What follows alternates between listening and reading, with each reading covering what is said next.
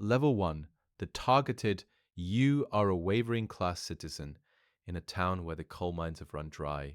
You haven't eaten a full meal since the harvest festival, and the gift of rice from the supreme leader never reached your district. One night, you make a mistake. It isn't a murder. It isn't a theft. You use a page from the Rodong Sinmun newspaper to start a fire because the wood was damp and your children were shivering. You didn't notice the page had a photograph of the leader's ear on it. At 2 a.m., the Bawabu state security knock. They don't use a battering ram. They don't need to. You open the door. They don't read you rights. They don't tell your wife where they are taking you. They grab you by the hair and drag you to a jeep. As the engine starts, you look back at your home.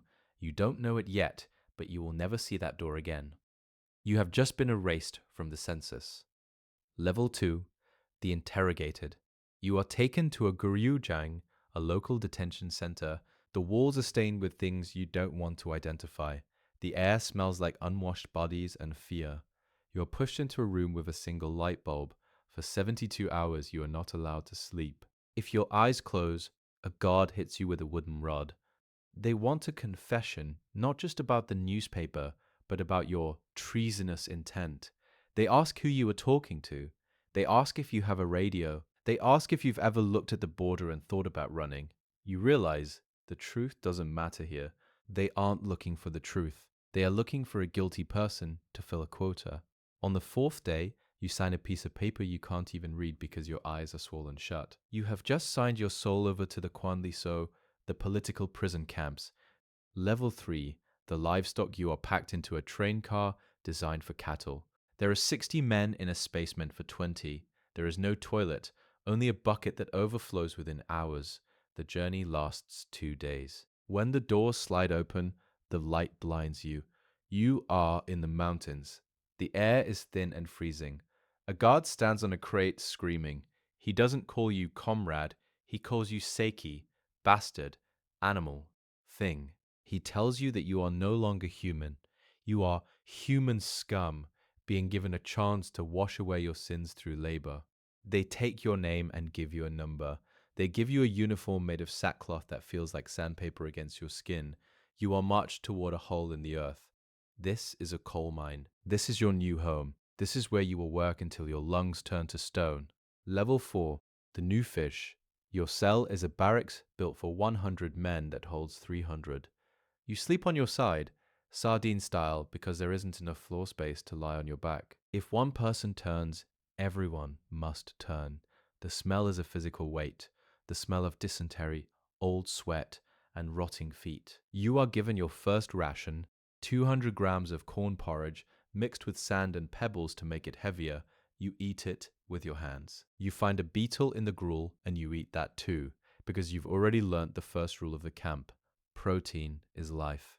An older prisoner looks at you. His eyes are yellow, his skin like parchment. He doesn't offer you a hand. He just says, don't look the guards in the eye and don't ever, ever talk about the outside. You realize that in here, the past is a death sentence. You are a ghost living in a grave, waiting for the dirt to be thrown on top of you. Level 5. The laborer. You have been in the camp for 6 months. You have learned that the revolutionary teachings you recite every morning are not for your education. They are for your exhaustion. You spend 14 hours a day in the mine. You don't have a drill. You have a pickaxe and your bare hands. The dust is everywhere. It's in your hair, your skin, and your lungs. You cough up black phlegm every night. A silent prayer to a god that doesn't exist here. The quota is the only law. If your work unit fails to meet the daily tonnage, the entire barracks loses half their rations. This is the collective responsibility system. It turns your brothers into your enemies. When a man collapses from fatigue, you don't help him up. You look at him with hatred because his weakness is stealing the 2 spoons of corn you were supposed to eat tonight. You are learning that the state doesn't need to whip you. It just needs to make you hungry enough to whip each other. Level 6. The Scavenger, the 500-calorie ration is a slow-motion execution. Your body begins to consume itself. First the fat, then the muscle, then the mind. You develop pellagra. Your skin turns into dark, scaly armor, and your thoughts become a fog. To survive, you must become a predator of the small. You find a frog near the latrine. You eat it raw, skin and all, before a guard can see. You find kernels of corn in cow dung and wash them in a puddle. You learn which tree bark can be boiled into a bitter paste. These aren't gross things anymore, they are treasures. You watch a man get beaten to death for stealing a handful of salt, and your only thought is, I wish I had that salt. The morality of the outside world has dissolved. There is no right or wrong, only eaten or starving. Level 7, the snitch. The guards notice you. You are quiet. You meet your quotas. You haven't died yet. They pull you aside during the criticism session, the nightly ritual where prisoners must confess their sins and point out the failures of others. The guard offers you a gift, a whole potato. All you have to do is tell him who is complaining about the workload. You hesitate for 1 second. Then you think of the potato. You give him a name. A man who shared his water with you last week. You watch as they drag him to the punishment cell, a concrete box so small he can neither stand nor lie down. He will stay there for a week in his own waste. You eat the potato in the dark, shivering. You realize you have just traded a human life for a root vegetable. You are no longer just a victim. You are a collaborator. You are the inner guard that keeps the camp running. Level 8. The total control zone. You are moved. You have been reclassified. You are no longer in the revolutionary zone where there is a theoretical hope of release after 10 years. You have been moved to the total control zone. This is the black hole of the North Korean system. No one leaves here, not even your corpse. In this zone, the rules are different. Women who become pregnant are subjected to forced abortions. Children born here are raised to be slaves from birth, never knowing a world without barbed wire. You see people who have been here for 30 years. They don't remember the name of the supreme leader. They don't remember what a city looks like. They are biological machines waiting for the day they are injured or become too old to work, at which point they will simply disappear into the Sugol execution site. You look at the electrified fence and realize the truth. The camp isn't just a place, it's a permanent state of being. Level 9. The familial burden. You are working the woodcutting detail when you see them. A group of new arrivals, but they aren't men. It's an old woman, a young mother, and 2 children no older than 6. They are dressed in the rags of the elite, silk stained with mountain mud. You recognize the guilt by association policy Yen Jia Jie. You realize that because you disrespected a photograph of the leader, your entire bloodline has been harvested. Your mother, who knew nothing of the newspaper. Your wife, who only wanted to keep the children warm. They are here because of you. The guards make you watch as they are assigned to the clover picking unit, a death sentence of back-breaking agricultural labor. You see the look in your wife's eyes. It isn't love, it is the hollow, haunting realization that you are the reason her children will die in the dirt. You are the architect of your family's extinction. Level 10. The witness of the secret hill. You have been promoted to a privileged position, the burial detail. Every morning, you and 3 other ghosts must haul the night's casualties to a ravine behind the camp. There are no coffins. There are no markers. You dump the bodies into a mass grave and cover them with a thin layer of lime. You recognize the faces, the teacher who taught you math, the neighbor who shared his tobacco. You see the children from the clover unit, their bellies bloated not with food, but with the fluid of starvation.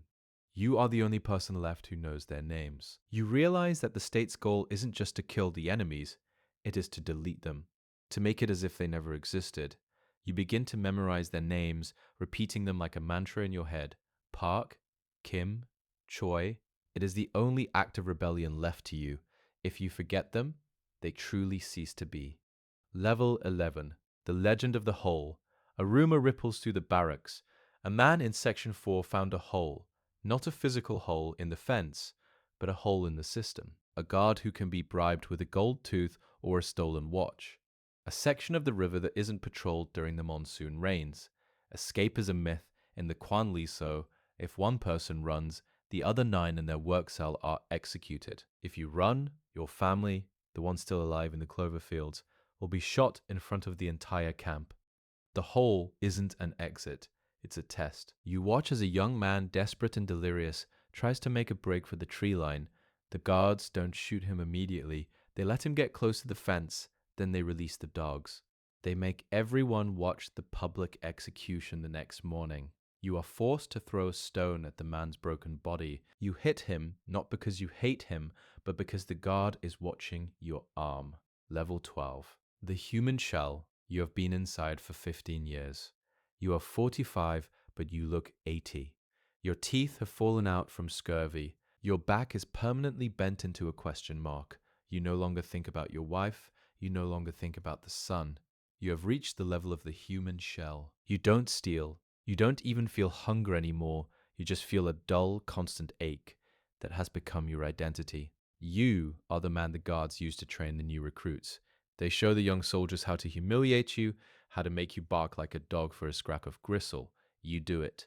You do it because you have no pride left to protect. You are a biological clock, ticking down toward the ravine and the lime.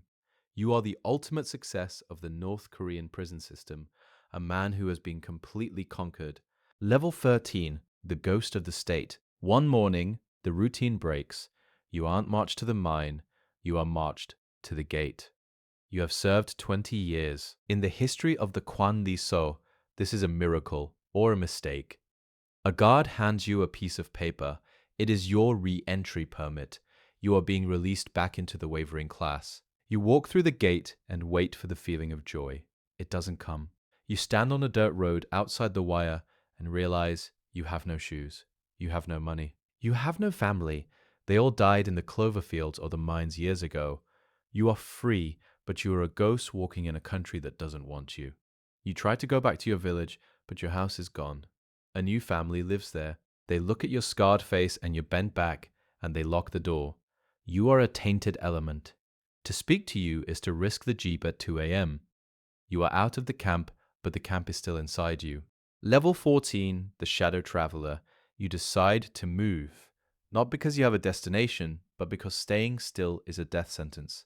You head north. You have heard whispers of the Yalu River. You have heard that on the other side there is light, there is meat. There is a world where people don't recite the leader's birth date before they eat.